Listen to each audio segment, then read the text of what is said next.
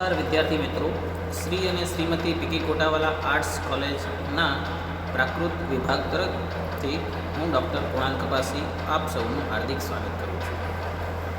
આજે આપણે semester 1 paper number 102 પ્રાકૃત ચરિત સાહિત્ય તેની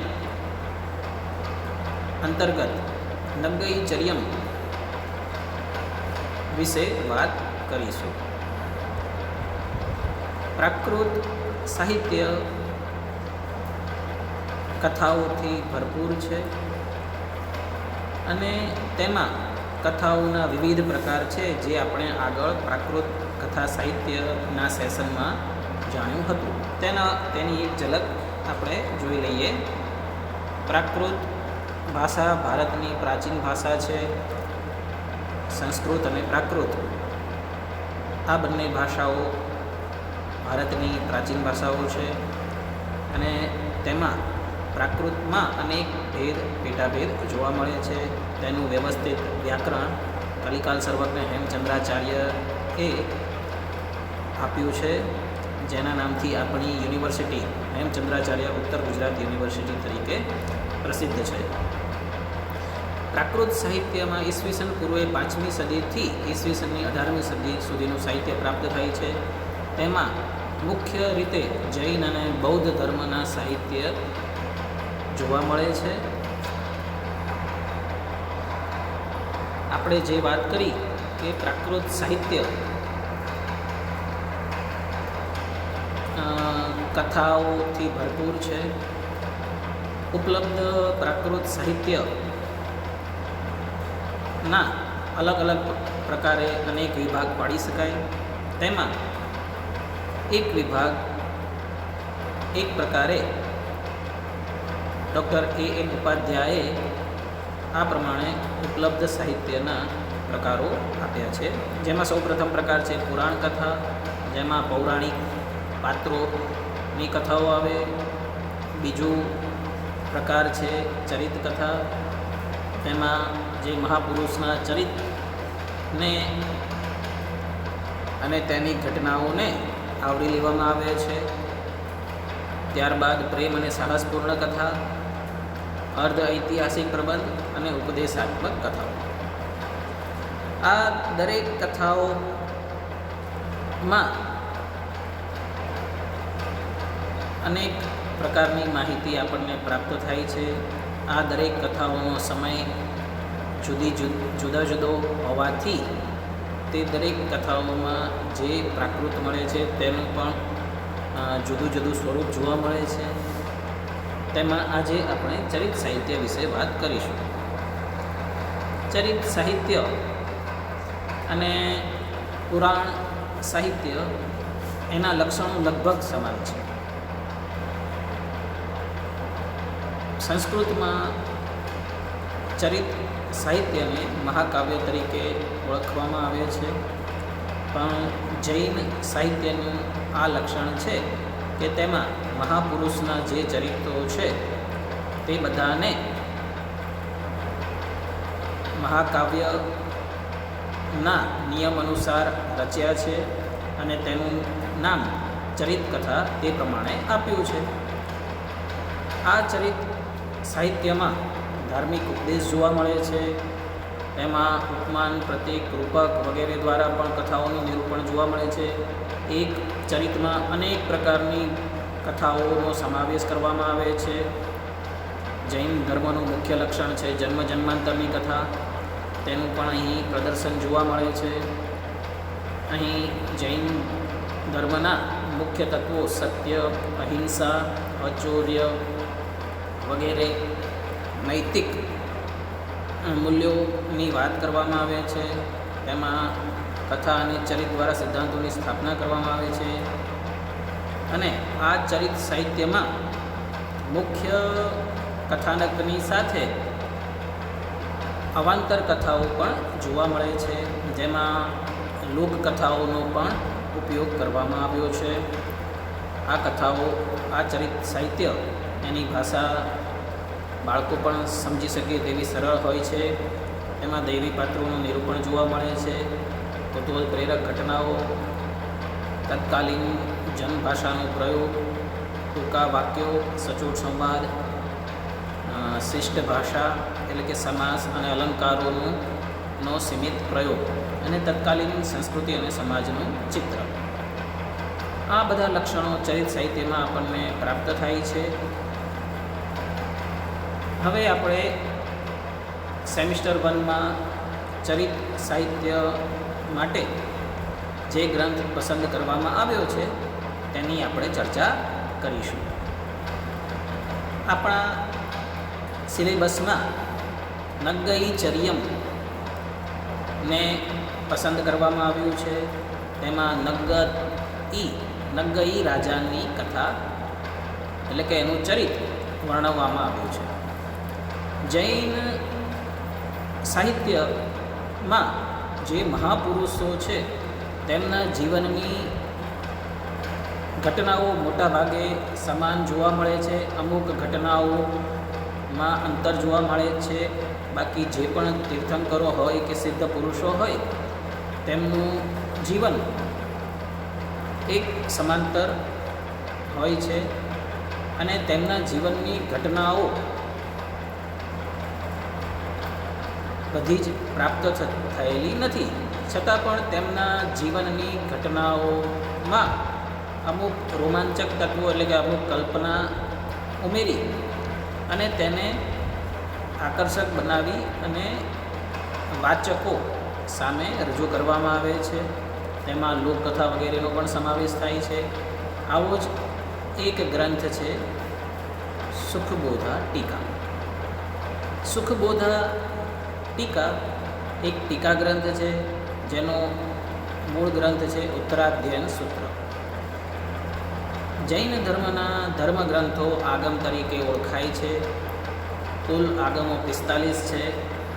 તેમાં મૂળ સૂત્ર 4નો સમાવેશ કરવામાં આવ્યો છે અને તે 4 મૂળ સૂત્રમાં મુખ્ય સૂત્ર ઉત્તરાધ્યયન સૂત્ર છે. ઉત્તરાધ્યયન સૂત્ર માટે કહેવામાં આવે છે કે ભગવાન મહાવીર સ્વામીએ પોતાના જીવનની અંતિમ ક્ષણોમાં ઉત્તરાધ્યયન સૂત્રનો ઉપદેશ પોતાના સાધુઓને આપ્યો હતો. મહાવીર સ્વામીએ જે ઉપદેશ આપ્યો તેનો સમાવેશ તેમના અનુયાયીઓએ આ ઉત્તરાધ્યયન સૂત્રમાં કરવામાં આવ્યો છે. આજે પણ આ ગ્રંથને જૈન મુનિઓ કંઠસ્થ કરે છે અને તેનો અભ્યાસ પણ કરે છે. એટલે કે આ ગ્રંથ 45 આગમોમાં મહત્ત્વપૂર્ણ ગ્રંથ છે. આ ગ્રંથની ભાષા પ્રાકૃત છે. આ ગ્રંથ ઉપર અનેક પ્રકારની ટીકાઓની રચના કરવામાં આવી છે. જેમાંની એક ટીકા છે સુખબોધા ટીકા. સુખબોધા ટીકાનું શીર્ષક સુખબોધા એટલે કે સુખપૂર્વક જેમાં બોધ થાય એવી આ ટીકા. આ ટીકામાં ઉત્તરાધ્યયન સૂત્રમાં જે પણ ઉપદેશ આપવામાં આવ્યો છે તેની છણાવટ કરવામાં આવી છે અને તે ટીકા અનુસાર અનેક કથાઓ પણ તેમાં વણી લેવામાં આવી છે. આ કૃતિના કર્તા છે જૈનાચાર્ય નેમિચંદ્ર સૂરી. તેમણે આ સુખબોધા ટીકા દોહટી શેઠના સ્થાનમાં અણહિલપુર પાટણમાં રચ્યો છે. તેનો સમય છે ઈસવીસન સંવત 1184. તેમાં ઉલ્લેખ કરવામાં આવ્યો છે કે મુનિચંદ્રાચાર્યની પ્રેરણાથી આ ગ્રંથની રચના થઈ છે. આ ગ્રંથની ભાષા મહારાષ્ટ્રી પ્રાકૃત છે. 45 આગમોની ટીકાઓ સંસ્કૃતમાં જોવા મળે છે. તે જ રીતે આ ગ્રંથની ટીકા પણ સંસ્કૃતમાં જ રચવામાં આવી છે. પરંતુ તેમાં જે કથાઓ અને જે ચરિત્રનો સમાવેશ કરવામાં આવ્યો છે તે કથાઓ અને ચરિત્ર એની ભાષા પ્રાકૃત છે. એટલે કે અહીં મૂળ ઉત્તરાધ્યન સૂત્ર એ પદ્ય સ્વરૂપે છે, જેની ટીકા ગદ્ય સ્વરૂપે અને કથા સંગ્રહમાં, ચરિત સંગ્રહોમાં ગદ્ય અને પદ્ય બંનેનો સમાવેશ જોવા મળે છે. આ ટીકાની વિશેષતા એ છે કે નેમિચંદ્ર સૂરીએ પોતાના સમયની લોકકથાઓ અને સમાજ અને સંસ્કૃતિનું નિરૂપણ અહીં કર્યું છે. ઉપદેશ તો ધર્મગ્રંથ છે, તેથી હોય જ છે. આ પ્રમાણે સુખબોધા ટીકાનો આપણે પરિચય કર્યો. કર્તાનો પરિચય તેઓ જૈનાચાર્ય હતા. તેમના વિશે ઘણી માહિતી પ્રાપ્ત થતી નથી. તેમનો જન્મ અને કાર્યક્ષેત્ર ગુજરાતમાં થયું હતું. તેમણે શ્વેતાંબર પરંપરામાં દીક્ષા ગ્રહણ કરી હતી. તેમના ગુરુનું નામ આમ્રદેવ મુનિ છે. તેમનો સમય 12મી સદીનો છે. તેમની 3 કૃતિઓ આપણને પ્રાપ્ત થાય છે. એક સુખબોધા ટીકા, જેની આપણે હમણાં ચર્ચા કરી. ત્યારબાદ બીજો ગ્રંથ છે મહાવીર ચરિત. તેનો સમય છે સંવત 1141. તે ઉપરાંત તેમણે એક ગ્રંથ લખ્યો છે પ્રવચન સારોદ્ધાર. તેમાં જૈન ધર્મના જે પણ તત્વ વગેરે છે અને તેમાં જે પણ પાત્ર વગેરે છે, જૈન ધર્મના મહાપુરુષો છે, તેમના આચાર વિચાર, આ પ્રમાણે દરેકનો સમાવેશ કરવામાં આવ્યો છે. એક રીતે કહી શકાય કે આ ગ્રંથ એ જૈન પરંપરાનો એક એન્સાઇક્લોપીડિયા ગ્રંથ છે. તેમના સાહિત્ય ઉપરથી તેમના વ્યક્તિત્વનો ખ્યાલ આવે છે. તેઓ કવિ હતા, કથાકાર હતા, જે તેમની કથાઓમાં જોવા મળે છે.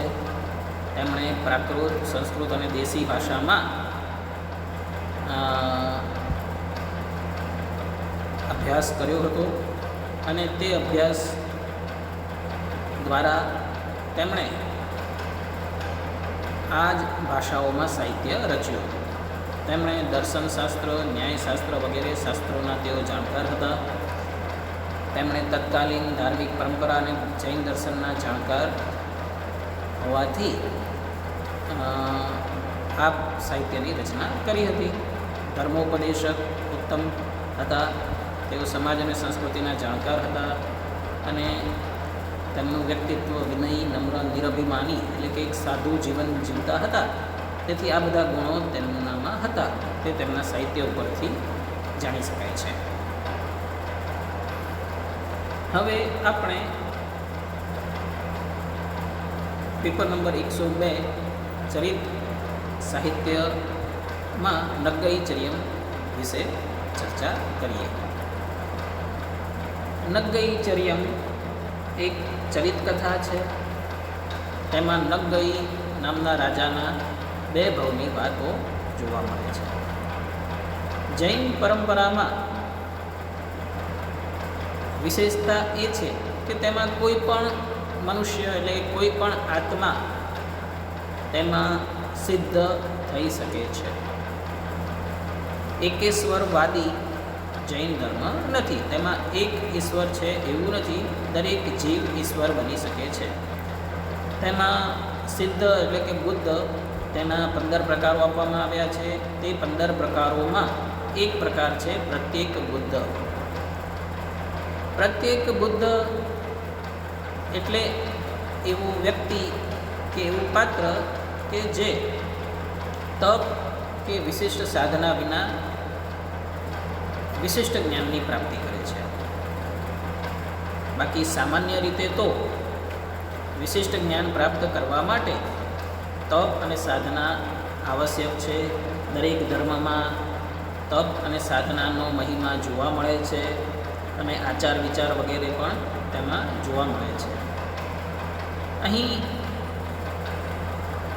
આપણે વ્યવહારમાં પણ આજે પણ જોઈએ છીએ કે સ્કૂટર, રિક્ષા, બસ, આ બધી જે વાહનો છે એની ટેકનોલોજી, એનો અભ્યાસ એન્જિનિયરિંગમાં કરવામાં આવે છે. હવે આપણે આજુબાજુ જોઈએ છીએ કે આપણું સાધન ક્યારેક બગડ્યું હોય તો તેના કારીગર પાસે જઈએ છીએ અને તે કારીગર શિક્ષિત હોતો નથી, પરંતુ તે આપણું વાહનને વ્યવસ્થિત કરી આપે છે. એટલે તેણે આ કારીગરી જે છે તેની જે કહેવાય કે કુશળતા, તેના માટે કોઈ થિયરિકલ અભ્યાસ કર્યો નથી. કામ કરતાં કરતાં તેને અનુભવ પ્રાપ્ત થયો છે. પ્રત્યેક બુદ્ધ પણ કંઈક આ પ્રમાણે કહેવાય. તેમાં કોઈ તપ કે વિશેષની સાધનાની આવશ્યકતા નથી. અહીં પણ ઉત્તરાધ્યયન સૂત્રમાં નમી પવજ્જા નામનું અધ્યયન આવે છે. તે અધ્યયનમાં નમી રાજા એક પ્રત્યેક બુદ્ધનું પાત્ર છે. તે અધ્યયનના સંદર્ભે અન્ય 3 પ્રત્યેક બુદ્ધની ચર્ચા કરવામાં આવી છે. તેમાં નમી રાજા, કરકંડુ રાજા, વિમુખ રાજા અને નગઈ રાજા, આ 4 રાજાઓ પ્રત્યેક બુદ્ધ હતા. તેમની કથાઓનું નિરૂપણ આ ટીકામાં કરવામાં આવ્યું છે. શીર્ષક નગઈચર્યમ છે.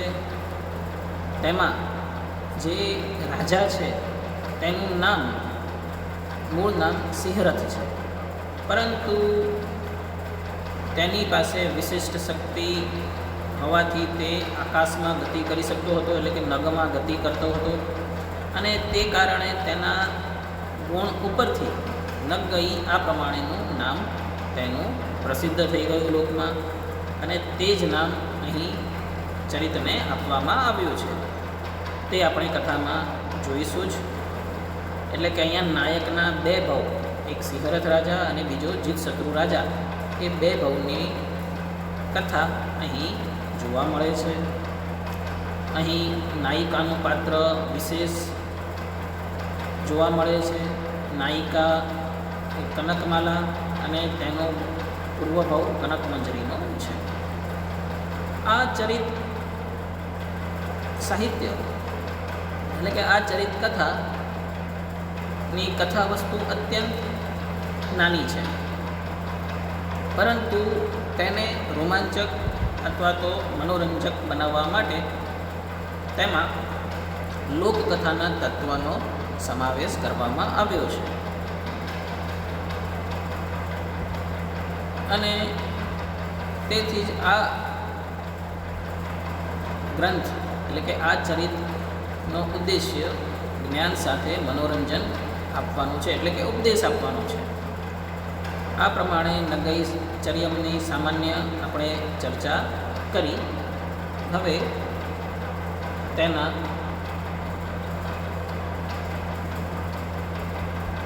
ચરિતની વાતો આપણે જાણીશું. અહીં નગઈ રાજાનું જે ચરિત છે તેનો કથાસાર સામાન્ય રીતે આપણે જોઈએ. કથાનો આરંભ જંબુદ્વીપથી થાય છે. તેમાં ભારત વર્ષ છે, ગંધાર દેશ છે, તેમાં પુંડવર્ધન નામનું નગર છે. તેમાં રાજા સિંહરથ છે. સિંહરથને એકવાર બીજા દેશમાંથી, એટલે કે ઉત્તરાપથ દેશમાંથી ભેટ રૂપે 2 ઘોડા આવ્યા. સિંહરથ તેમાં ઘોડે સવારી કરવા માટે નીકળ્યો. હવે તે ઘોડો વિપરીત શિક્ષાવાળો હતો અને રાજાને તેનો ખ્યાલ ન હોવાથી રાજા જ્યારે લગામ ખેંચે ત્યારે તે ઘોડો દોડતો હતો અને લગામ છોડે ત્યારે તે ઘોડો ઊભો રહેતો હતો. આવી વિપરીત શિક્ષા તે ઘોડાને આપેલી હોવાથી તે ઘોડાએ રાજાનું અપહરણ કર્યું અને તે ઘોડો દોડતો દોડતો જંગલમાં પહોંચી ગયો. લગભગ 12 યોજન સુધી નગરથી દૂર નીકળી ગયા. રાજા જંગલમાં આવી ગયો અને ત્યાં આગળ સાંજ થઈ ગઈ, એટલે કે રાત પડી ગઈ. રાજાએ ત્યાં આજુબાજુમાં જે વૃક્ષો હતા તેમાંથી ફળ ખાઈ અને પોતાની ભૂખને સંતોષી રાત્રિ પસાર કરવા માટે તેમણે ઝાડ ઉપર ચડીને જોયું અને ત્યાં નજીકમાં એક પર્વત દેખાયો. પર્વત ઉપર જતાં ત્યાં આગળ એક 7 માળનો મહેલ જોવા મળ્યો. તે મહેલમાં રાજા પહોંચ્યા અને ત્યાં આગળ એક કન્યા જોવા મળી.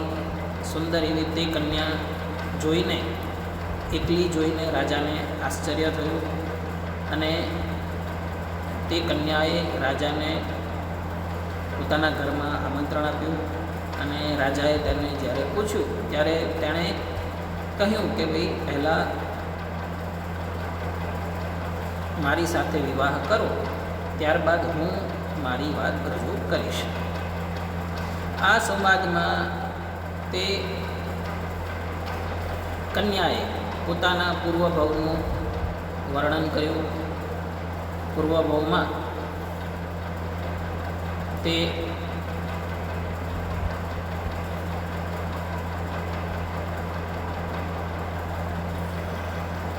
કનકમંજરી હતી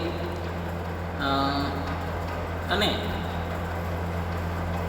તે ભવની વાત અહીં કરવામાં આવી છે. હવે તે કન્યા હતી કનકમાલા. તેના પિતા હતા વિદ્યાધર દ્રઢશક્તિ. એકવાર વાસવ નામના એક વિદ્યાધરે તે કનકમાલાનું અપહરણ કર્યું અને તેને પર્વત ઉપર લઈ ગયો. ત્યાં આગળ મહેલ બનાવી અને તેને પૂરી દીધી. હવે તે સમયે તેનો ભાઈ કનકતેજ ત્યાં આગળ આવ્યો અને તે કનકતેજે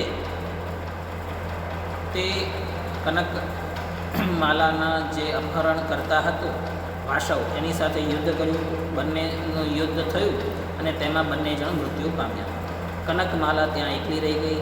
ત્યાં આગળ એક દેવ આવ્યા.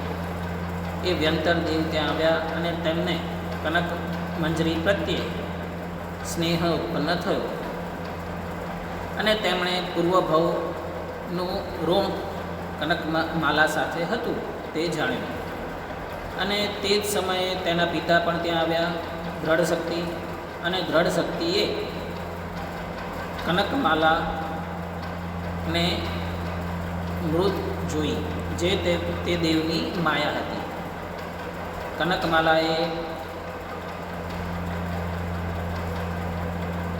કનકમાલાને દેવે મરેલી બતાવી હતી અને તે જોઈને દ્રઢશક્તિ વિદ્યાધરે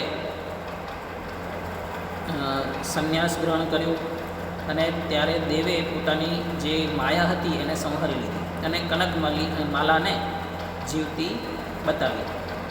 ત્યારે કનકમાલાને જોઈને દ્રઢશક્તિને આશ્ચર્ય થયું અને ત્યારે દેવે પોતાની વાત રજૂ કરી, કનકમાલાનો પૂર્વભાવ કહ્યો. હવે દ્રઢશક્તિએ સાધુ ધર્મનું પાલન કરવાનો પોતાનો નિયમ અડગ રાખ્યો અને કનકમાલાની જવાબદારી દેવને સોંપી. કનકમાલાએ દેવને પોતાના લગ્ન વિશે પૂછ્યું. ત્યારે દેવે તેને જણાવ્યું અને તે જ પૂર્વજન્મનો કનકમાલાનો પતિ તે સિંહરથ રાજા હતો અને તે સિંહરથ રાજા ત્યાં આવ્યો. તેમના વિવાહ થયા. ત્યારબાદ દેવ પણ ત્યાં આગળ આવ્યો અને મહેલમાં સુખપૂર્વક રહેવા લાગ્યા. અહીં રાજાને કનકમાલા સાથે તે પર્વત પર ઘણો સમય થઈ ગયો. ત્યારબાદ રાજાને એકવાર ચિંતા થઈ કે ભાઈ મારું રાજ્ય એ રાજા વિનાનું છે, એટલે કે શત્રુ રાજાઓ મારા રાજ્યને ઉપદ્રવ કરશે. તેથી રાજાએ કનકમંજરી એટલે કે કનકમાલાને પોતાના નગરમાં પાછા જવા માટે વાત કરી. કનકમાલાએ રાજાને વિદ્યા આપી અને તે વિદ્યાની સાધના કરી અને રાજાએ તે વિદ્યાથી આકાશ માર્ગે પોતાના નગર કુંડવર્ધનમાં આવ્યો. રાજાને પાછા આવેલા જોઈને નગરવાસીઓ ખુશ થયા અને રાજાએ જે વાત કહી તેનાથી તેઓ આશ્ચર્ય પામ્યા. હવે દર અઠવાડિયે રાજા કનકમાલા પાસે આકાશ માર્ગે જાય છે. આ પ્રમાણે રોજ રાજા આકાશ માર્ગે ઉડીને જતો હોવાથી પ્રજા તેને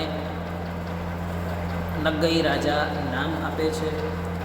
હવે એક સમયે રાજાને થયું કે આ પ્રમાણે આવાગમન કરવા કરતાં નગર ઉપર પર્વત ઉપર નગર વસાવવું, અને તેણે રાજાએ તે પર્વત ઉપર નગર વસાવ્યું. એમાં પ્રજાઓને પણ વસાવી, તેમના માટે મંદિર વગેરેનું પણ નિર્માણ કર્યું અને તે નગરમાં અનેક મહોત્સવો યાત્રાઓ બધું યોજાવા લાગ્યું. હવે એકવાર રાજા યાત્રા માટે નીકળ્યા. ત્યાં રસ્તામાં તેમણે એક આંબાનું વૃક્ષ જોયું અને તે આંબાનું વૃક્ષ રાજાને ગમી ગયું અને રાજાએ તેની એક મંજરી તોડી. રાજાએ આ પ્રમાણે કર્યું ત્યારે તેના સાથે આવતા બીજા માણસોએ પણ રાજાનું અનુકરણ કર્યું અને તે પ્રમાણે મંજરી, પાંદડા વગેરે જે પણ હોય તે આંબાના વૃક્ષનું તેમણે તોડીને લઈ લીધું. આ પ્રમાણે જે સમૃદ્ધ આંબો હતો તે સાવ સૂકો બની ગયો. રાજા જ્યારે પરત ફર્યા ત્યારે તેમણે તે આંબાને શોધ્યો. મંત્રીએ સાચી વાત જણાવી અને તે સમયે રાજાને આશ્ચર્ય થયું અને તે જ સમયે રાજાને જ્ઞાન થયું કે ભાઈ ગઈકાલે જે આંબો આટલો સમૃદ્ધ હતો અને તે ઉજ્જળ બની ગયો. એટલે કે એ ઘટના ઉપરથી રાજાને આશ્ચર્ય થયું અને તેને વૈરાગ્ય આવ્યો કે ભાઈ જીવન ચંચળ છે અને સમૃદ્ધિ પણ દરેક ચંચળ છે. આ પ્રમાણે રાજાને વિશિષ્ટ જ્ઞાન થયું અને તે જૈન ધર્મની દીક્ષા અંગીકાર કરે છે, સાધુ ધર્મનો સ્વીકાર કરે છે. આ પ્રમાણે આ સિંહરથ રાજાની વાત છે. તેના પૂર્વભવની વાત અહીં જોવા મળે છે. પૂર્વભવમાં નગઈ રાજા ચિત્તશત્રુ નામે રાજા હતા. તેમણે પોતાના નગરમાં ચિત્રસભાનું આયોજન કર્યું અને તેમાં અનેક ચિત્રકારોને તેમણે બોલાવ્યા. દરેક ચિત્રકારોને સ્થાન આપ્યું અને તે સ્થાનમાં જઈ અને તે ચિત્રકારો ચિત્રકલા રજૂ કરતા હતા, એટલે કે ચિત્રકલાનો ઉપયોગ કરતા હતા. એટલે ચિત્રસભાનું આયોજન કરવામાં એક ગરીબ ચિત્રકાર પણ આવ્યો હતો અને રાજાએ તેને યોગ્ય જગ્યા આપી હતી. પરંતુ બીજા જે ચિત્રકારો હતા દરેકને સમાન જગ્યા ચિત્ર કરવા માટે આપી હતી. પણ જે ગરીબ ચિત્રકાર હતો તે એકલો જ હતો અને તેને કોઈ પુત્ર હતો નહીં. વૃદ્ધ હતો. તેની પુત્રી કનકમંજરી હતી અને તે રોજ પિતા માટે ભોજન લઈને આવતી હતી. એકવાર ભોજન લઈને તે આવી અને રાજમાર્ગ પર એક ઘોડેસવાર વેગથી નીકળ્યો. ત્યારે તે ગભરાઈને દૂર ગઈ અને ઘોડેસવાર પસાર થયો. પછી તે મહેલમાં જ્યાં પોતાના પિતા ચિત્ર કરતા હતા ત્યાં આવી અને ત્યાં આગળ અમુક ઘટનાઓ બની અને તે ઘટનાઓમાં રાજા ત્યાં આગળ આવે છે. કનક મંજરીએ જે જમીન ઉપર બોરનું પીછું ચિત્ર દોર્યું હતું તે આબેહૂબ હતું. રાજા તેને લેવા ગયો, તેના નખ ભાંગી ગયા અને કનક મંજરી તેના ઉપર હસી અને સ્પષ્ટ વક્તા હોવાથી તેણે કનક મંજરીએ રાજાને મૂર્ખ કહ્યો. પોતાની વાત રાજાને કરી અને તેની સ્પષ્ટ વક્તા તરીકેની ખૂબી જાણીને રાજાને તેના પ્રત્યે પ્રેમ થયો અને રાજાએ તેના પિતાને તેની સાથે લગ્ન કરવા માટે વિનંતી કરી. કનક મંજરીના કહેવાથી તેના પિતાએ રાજાને વાત કરી કે અમે ગરીબ છીએ, કેવી રીતે લગ્ન પ્રસંગ કરીએ.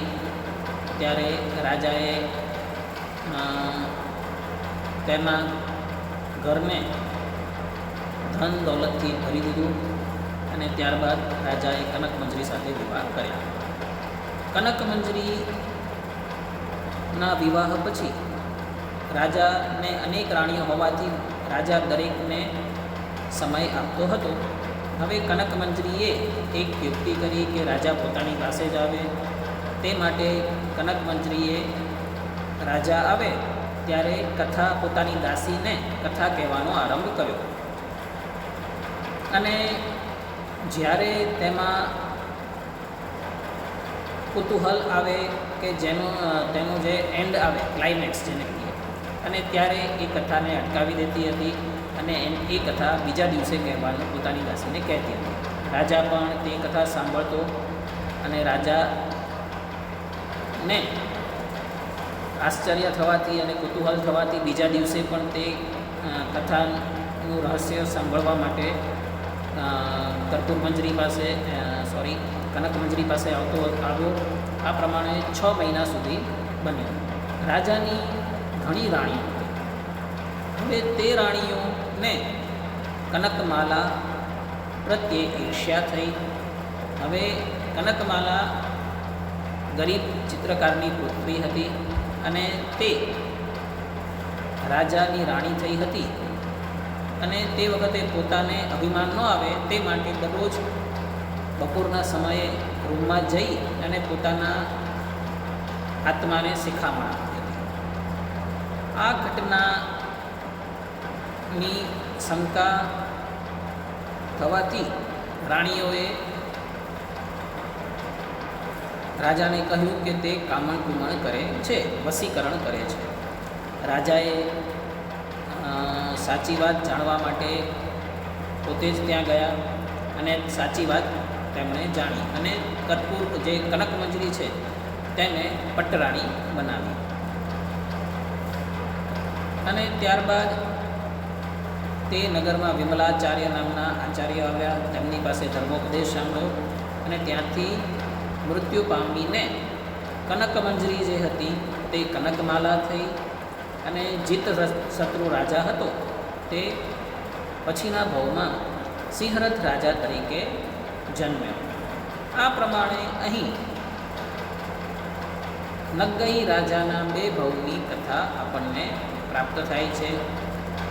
આ ચરિત્રમાં નેમિચંદ્રાચાર્યએ અનેક ઘટનાઓનો સમન્વય કર્યો છે અને તેમાં લોકકથાના ઘટકને પણ ઉમેર્યું છે.